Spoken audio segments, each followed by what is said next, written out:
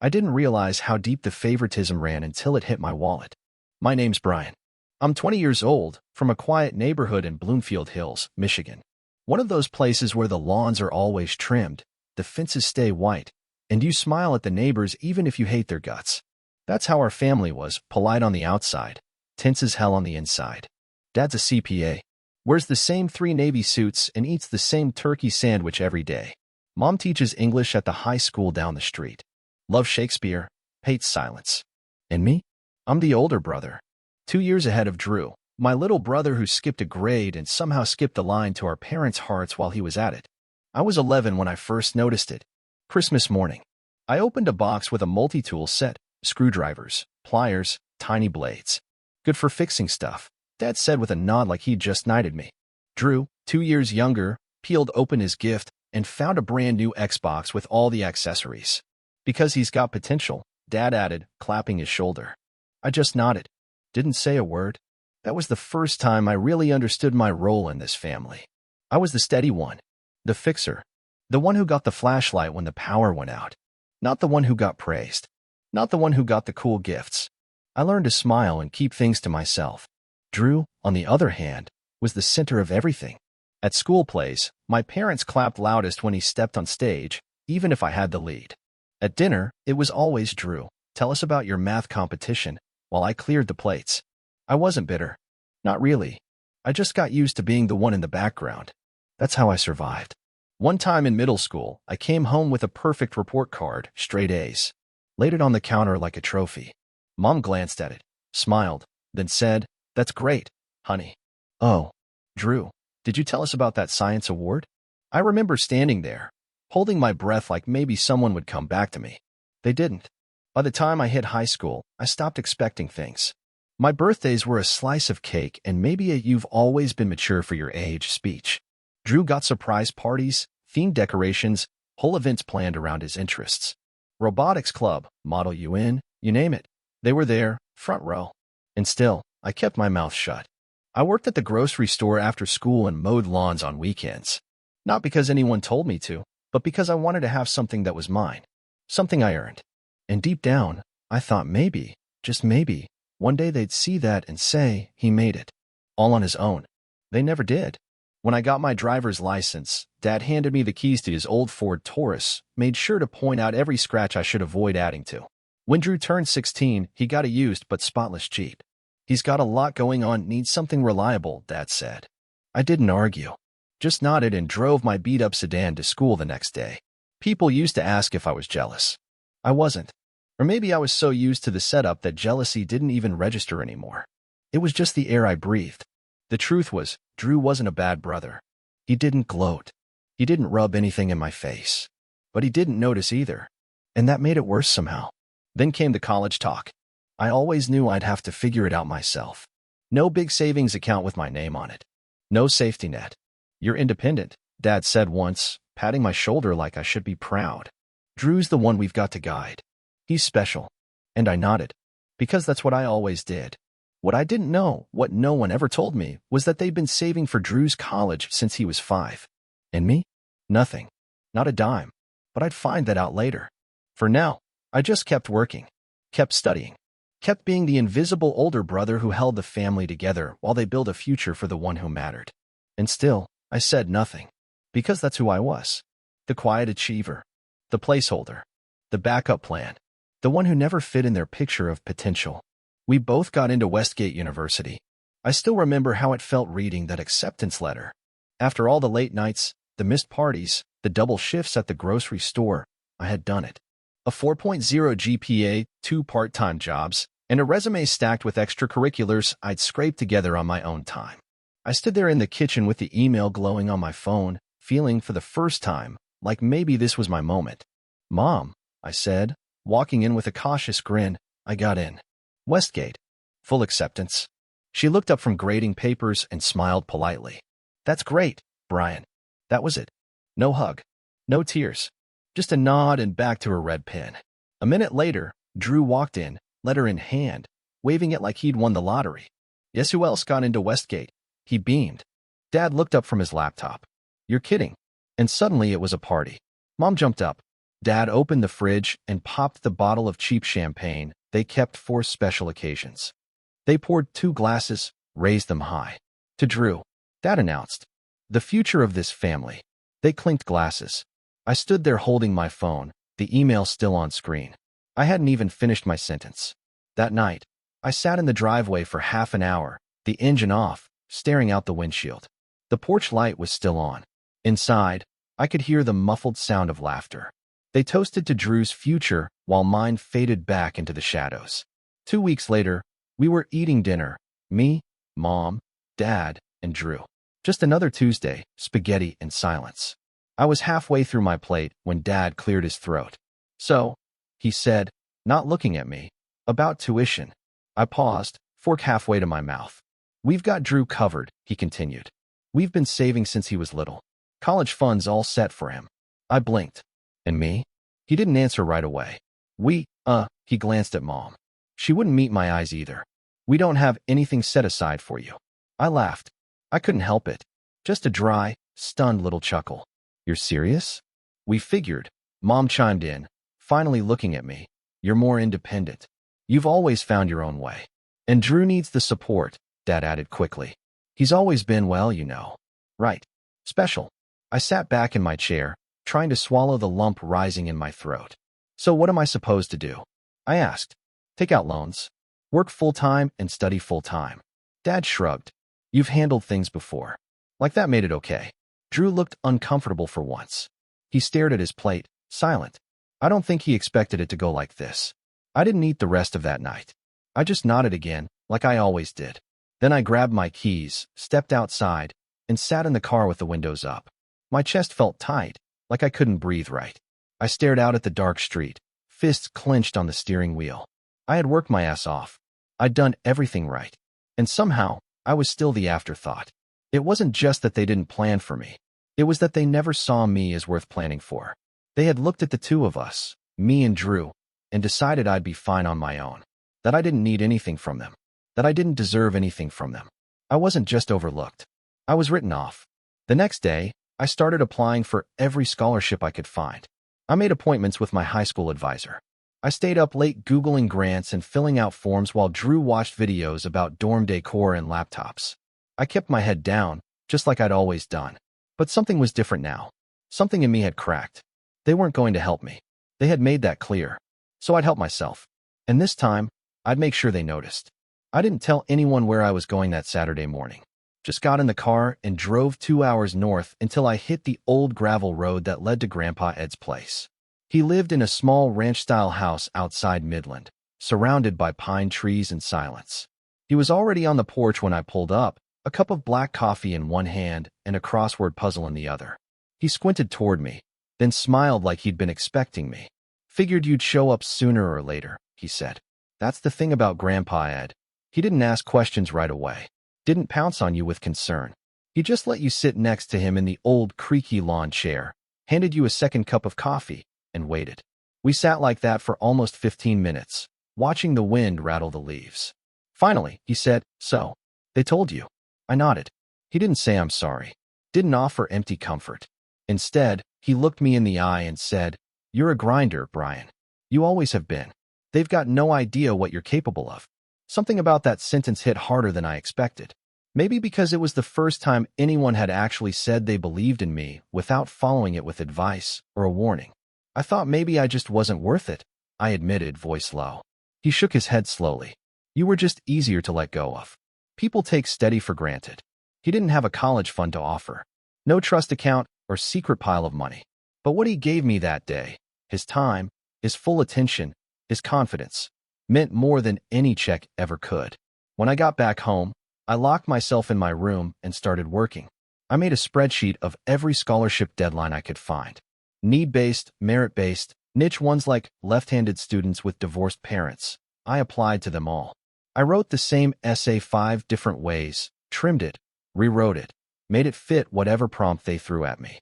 At school, I went to see Mr. Hale, my old high school advisor. He was surprised to see me after graduation. "Brian, thought you'd already be packing for Westgate." "I am. I just need some help figuring it out." He kept his office open late that day, and the day after, and the day after that. We went through forms, letters, online portals, FAFSA corrections. He wrote me recommendation letters on the spot and sent them out before I even asked. "This much drive," he said one afternoon while tapping a stack of forms into order. "I've never seen it like this before. You've got something most kids don't." "What's that?" I asked. "Fire under your feet," he said. "You're not running toward a goal. You're running from being left behind." And he was right. It had become an obsession. I was going to make this happen without them. No more hoping to be noticed. No more waiting to be chosen. I was done playing the part of the forgotten son. I started checking email obsessively, refreshing portals. When the scholarship offers trickled in, small ones first, then a few bigger ones, I printed them out and kept them in a folder. I took out loans where I had to, but every dollar I didn't know someone felt like a small victory. The summer job I picked up at a coffee shop helped too. Not just with gas money and books, but because of what happened next. One night, around closing, my manager, a guy named Nate, sat down at the table where I was reviewing scholarship forms. "You looking for housing near Westgate?" he asked. I nodded. "Haven't found anything I can afford yet. I've got a room in my apartment. My last roommate bailed. Rent's dirt cheap, it's a little rough, but it's 15 minutes from campus." I blinked. "Are you serious?" "Long as you don't mind a busted ceiling fan and a couch that smells like ramen noodles." Done. Just like that, one more thing clicked into place. No parents. No savings. No support. But I had Grandpa Ed. I had Mr. Hale. I had a job in a cheap room, and just enough momentum to believe I could pull this off. And for the first time in my life, I started thinking, maybe being left behind wasn't the worst thing that ever happened to me. Maybe it was the beginning. College hit like a freight train. 15 credits a semester. 6 a.m. shifts at the cafe 5 days a week. Warehouse gig on weekends loading pallets and hauling boxes until my arms felt like jelly. My apartment was 45 minutes from campus, and the radiator rattled like it was trying to claw its way out of the wall. We didn't have AC. When the summer heat rolled in, I slept with wet towels on my chest just to fall asleep. Meanwhile, Drew posted dorm room selfies from his air-conditioned suite, Westgate's newest housing, the kind with private bathrooms and meal delivery options. His texts were all frat parties, mixer invites, and fancy campus events I didn't even know existed. "Dude, you should come out sometime," he messaged once. "Dad says you could use a break." I didn't even answer. I was always working. Get off the early shift at the cafe by 10. Change shirts in the bathroom. Speed walk across campus with a granola bar in my mouth and a binder under my arm. Sit through back-to-back classes, then catch the evening shuttle back toward the edge of town. Study on the bus. Shower when I got home, if the water heater hadn't died. Then do it all again the next day. I wasn't living. I was surviving. But something strange happened in all that chaos. I started to notice I was getting better at things. Faster. Sharper. In my business courses, I understood cash flow and logistics not because I'd read it in a textbook, but because I'd lived it. Inventory control. Try managing 5 loads of produce at the cafe and logging invoices while the line of customers never stopped. HR conflict resolution. I'd been breaking up passive-aggressive fights between the other baristas for months. My professors started to notice too, especially Professor Layton, Marketing Strategies 101. Mid-semester, she called me into her office. I figured I'd screwed something up. Instead, she sat me down and said, "Brian, I want you on my research team." I blinked. "Why me?" "Because half the kids in this class have polished resumes and zero grit," she said. "You? You've got dirt under your nails and a brain that doesn't quit. That's a rare combo." I didn't say anything at first. I wasn't used to praise like that, especially not from someone who had no reason to say it. "I can't pay much," she added, "but it's experience. Grad student level work. I'll do it," I said before I could talk myself out of it. So now, in addition to everything else, I was spending 10 hours a week helping build out brand strategy models for a research paper she was submitting to a national conference. I didn't tell my family. As far as they knew, I was working at some print shop downtown. That's what Mom told the relatives when they asked. "Brian's still figuring things out," she'd say, like I was some teenager with a skateboard and a dream, not a full-time college student holding down multiple jobs. One night, after a long shift and a longer day of classes, I got home to find a water leak in the kitchen. My roommate, Nate, had shoved a bucket under it and left a note. "Call the landlord. I'm over it." I stood there, exhausted. staring at the drip drip drip hitting the bottom of that bucket. I hadn't eaten all day. My back hurt. My inbox was full of assignment reminders and schedule changes. And yet, all I could think was, I'm still here. Barely. But I'm here. I was exhausted. Broke. Sometimes lonely. But I was learning how to win ugly. That's what Grandpa Ed would have called it, winning ugly. No shortcuts. No fancy safety nets. Just grit, sweat, and teeth clenched so tight you forgot how to smile. I'd never felt more like myself. And for the first time in a long time, I didn't want to trade places with anybody. Not even Drew. What started as survival became strategy.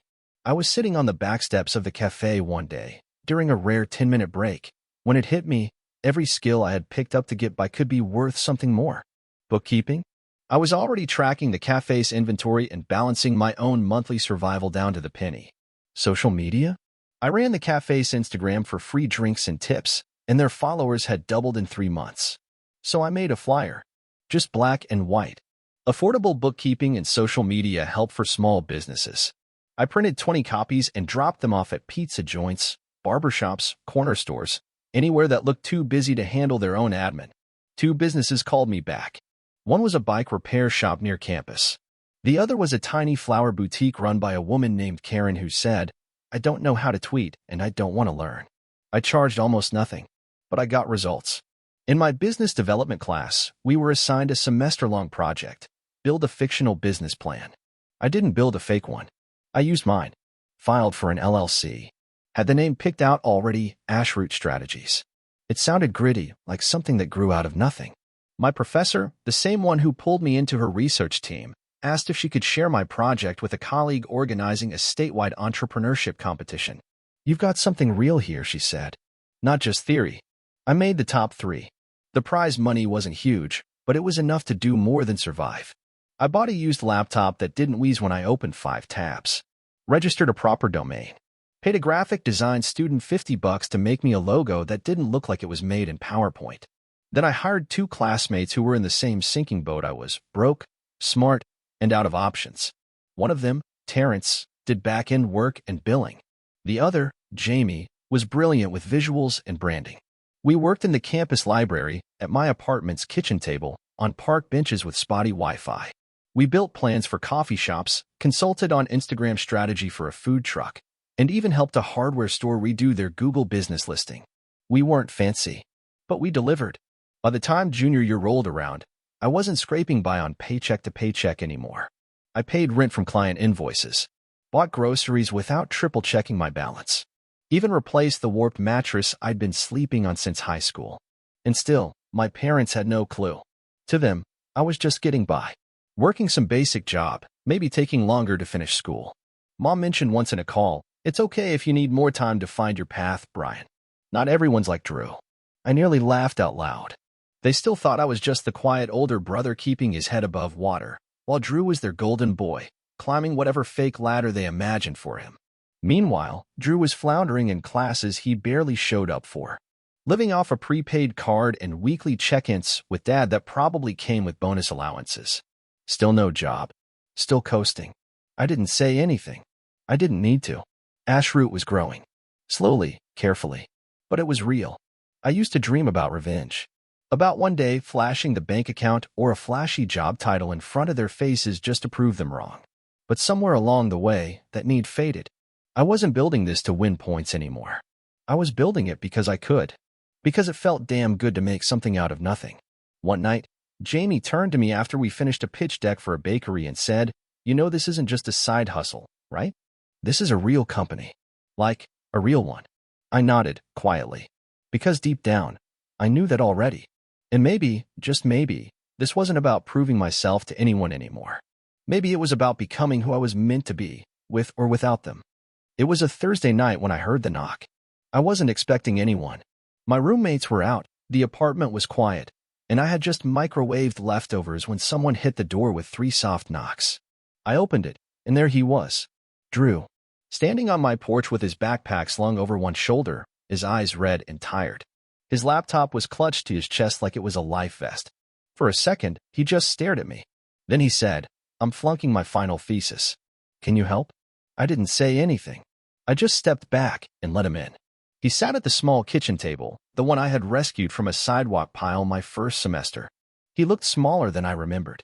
Not in height, just diminished. Less sure of himself. "This isn't a trick," he said quietly, setting the laptop down. "I really need help. I don't know what I'm doing." Part of me wanted to send him right back out. Wanted to remind him how he got the applause while I got the utility bills. Wanted to say, "Ask Dad for help. Ask Mom. Ask the people who cheered you on while they left me in the dark." But I didn't.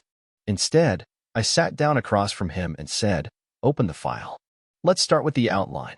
We worked in silence at first. His thesis was a mess, disconnected thoughts, no structure, citations all over the place.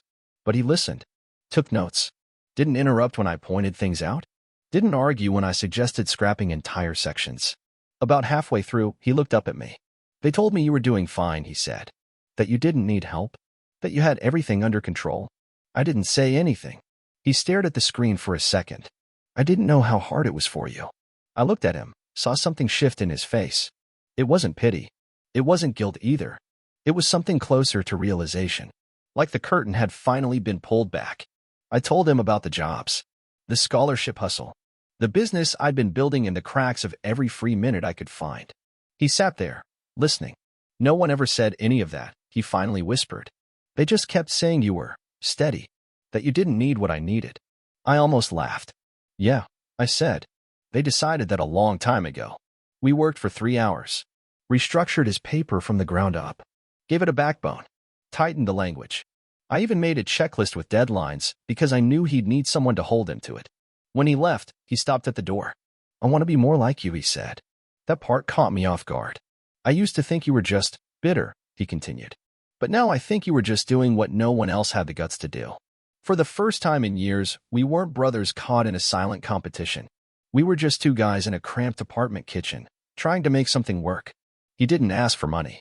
I didn't ask for an apology. What we gave each other that night was something else. Honesty. Respect. A start. And that was enough. Graduation day came faster than I expected. I had barely slept the night before. Not because I was nervous about walking across the stage, but because Professor Layton had emailed me at midnight. "Don't be late tomorrow. The dean has a surprise lined up for you." Whatever that meant. I showed up in my gown, cap tilted slightly off-center, and took my seat among the sea of business school graduates. Around me, people were buzzing selfies, inside jokes, whispered rumors about job offers. I kept my phone in my pocket and my eyes forward. A few rows behind me, I knew my parents were seated. They'd driven in that morning. Mom had texted something short. "We're in town. See you at the ceremony." No emotion. No pride. Typical. Drew was sitting with them. He insisted on coming. Said he wouldn't miss it for anything. I didn't ask him to be there, but I was glad he was. When they called my name, I walked across the stage like everyone else. Smiled. Shook hands. Got my degree. But then the dean stepped to the microphone. "We'd like to take a moment," she said, "to recognize one of our graduates who embodies everything this school stands for." My stomach tightened. She turned toward me. "Brian Foster, would you please come back to the podium?" The room hushed. I stepped forward again, confused. The dean smiled. "Brian is graduating today with the highest GPA in the School of Business." I blinked. That was news to me. He is also the recipient of the State Entrepreneurship Award for launching a consulting business that has already created jobs for other students. His work was selected as the top student project in our marketing department, and he's been offered a position at Halbier and Moss Consulting with the highest starting package we've seen in 5 years. The applause started. It was loud, real. I scanned the crowd and saw people on their feet. Professors, classmates, even some I'd never talked to. And, she added, her voice carrying over the noise, Brian achieved all of this while self-funding his education. No parental support, no safety net, just grit, resourcefulness, and relentless determination. The crowd quieted at that line. I could feel the weight of it sink into the room. My eyes found my parents. Mom's expression was unreadable. Her smile was frozen, tight. Dad sat stiff in his chair, arms crossed, jaw clenched. People around them were turning their heads. Whispers spread through the rows. I stood there, hands at my sides, letting it all wash over me. This was the moment I used to dream about, the one where they would finally see me. Not as Drew's shadow, not as the independent one who didn't need anything, but as someone who made something out of nothing. The dean stepped aside and nodded for me to speak. I hadn't prepared anything, but I walked up, adjusted the mic, and cleared my throat. When I started at Westgate, I didn't have much. I had 2 part-time jobs, a leaking apartment, and a backpack full of scholarship paperwork. But what I did have was drive. I knew if I kept showing up, if I stayed in the fight long enough, something would give. I paused. Sometimes, when you're not the one people bet on, you learn how to bet on yourself. A quiet murmur moved through the auditorium. I kept going. I built a business not because I had a plan, but because I had to survive. And it turns out, survival teaches you more about business than any textbook ever will. The crowd laughed softly. I glanced at my professors, then toward the students. If you're sitting here today thinking you're behind, or overlooked, or underestimated, don't worry. That's just the beginning. I ended there. Short. Honest. The applause this time felt different. Not polite. Not obligatory. It was real. As I stepped down, the dean leaned over and whispered, "We're naming a scholarship after you. For students like you." I froze. She smiled. "Brian Foster Resilience Fund. Launches next semester." I nodded, but my mind was spinning. Not only had they finally seen me, but they were turning my story into something bigger. Something permanent. As I returned to my seat, I didn't look at my parents again. I didn't need to. They had just watched their forgotten son become the face of something they never even believed in. And that was better than any apology they never gave. The post-grad reception was held in the university courtyard under a big white tent strung with lights. Tables lined with catered finger foods. A jazz quartet played in the corner. I wasn't planning to stay long. I hated those kinds of events, but something told me to go. And I was glad I did. Because the line of professors who came up to shake my hand seemed never-ending. They weren't just being polite. They remembered my projects, quoted things I'd said in class, told me they'd brag about me for years to come. One even asked if I'd consider coming back as a guest lecturer someday. Drew stuck by my side the entire time. He was dressed up, hair combed back, still looking like the golden child. But he wasn't playing that part anymore. Now he just looked proud. Every time someone congratulated me, he beamed like he was the one graduating. At one point, I looked at him and said, "You okay?" He grinned. "I feel like I should be carrying your briefcase or something." I laughed. "You're doing fine." He got serious for a second. "No, I mean it. This is your moment. I don't think I ever really got what you were dealing with until now." That meant more to me than anything he'd said before. My phone buzzed in my pocket. A text from Mom. "Come by the rental house. Family's celebrating." The house they'd booked for the weekend was about 15 minutes from campus. Big, fancy, probably expensive. I didn't want to go. But Grandpa Ed was in town, and he said he'd swing by too. So I figured, what the hell? I brought Drew with me. Told him, if it gets weird, we leave. He nodded. When we walked in, the energy shifted instantly, like someone popped a balloon with a needle. Uncle Ron was there, Dad's older brother. I hadn't seen him since high school. He raised his drink and pointed at me from across the room. "There's the man of the hour," he said loudly. "Didn't hear a word about any of this from your folks. Wonder why?" The silence that followed was thick. Dad cleared his throat. "Brian's always been a quiet achiever." Grandpa had stepped in from behind me before I could even respond. "No," he said, voice low but firm. "Brian's just been ignored long enough." The room froze. Dad looked away.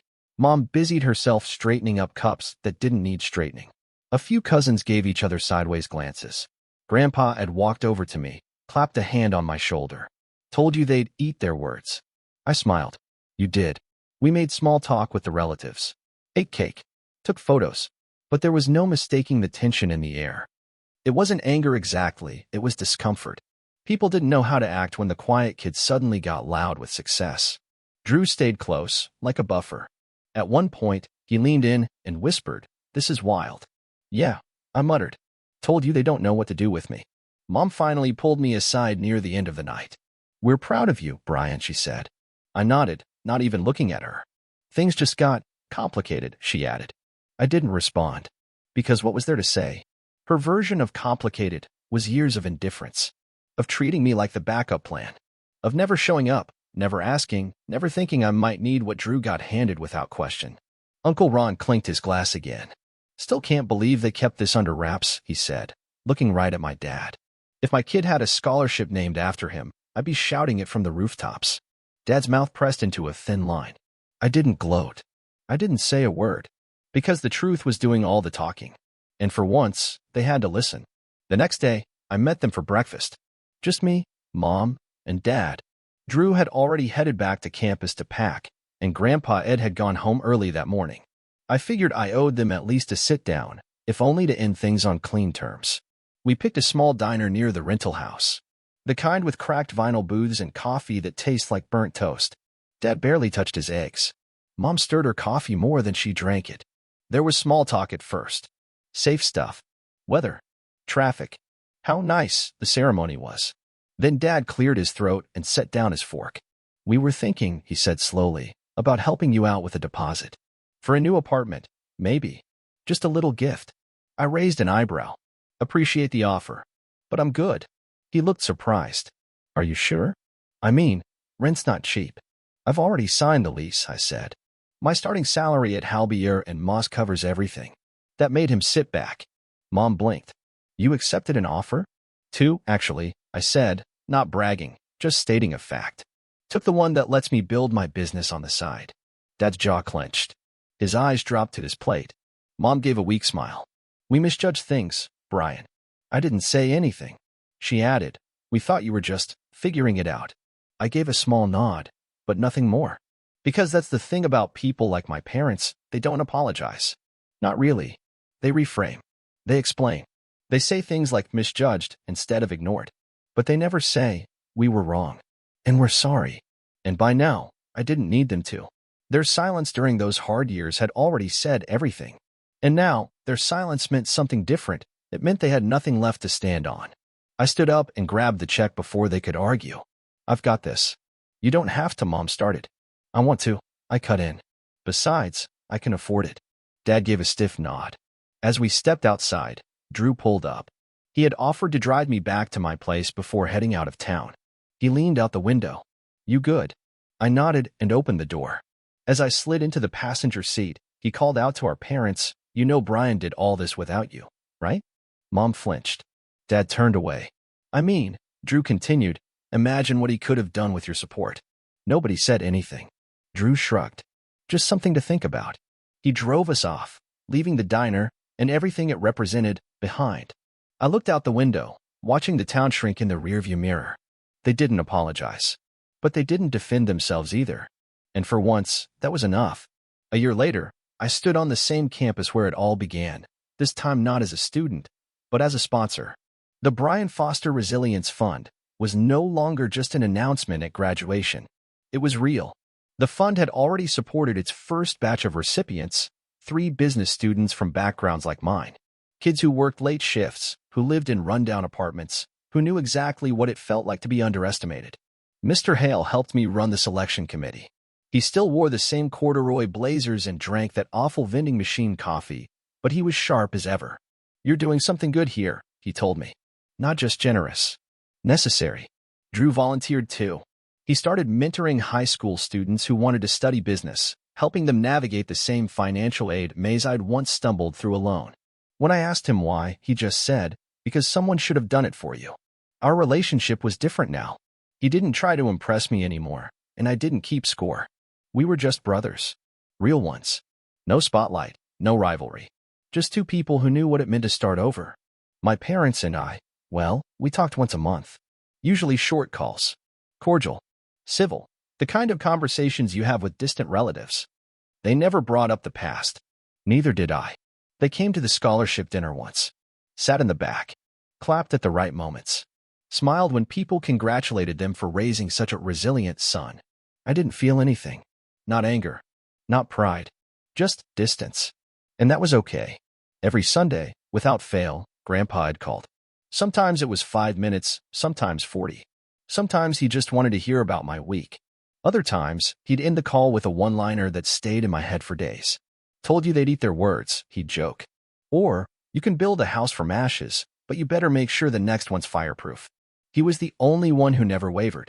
The business was still growing. I had 6 clients on retainer and 3 part-time employees. I could breathe, travel, invest. But more than that, I could choose. I wasn't chasing anything anymore. Not approval, not recognition.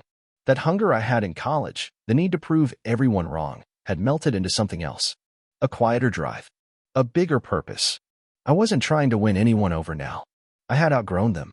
And in the space they left behind, I planted something better. Something real. Something mine. That's the thing about being written off too soon. Sometimes, it's the best thing that ever happens to you.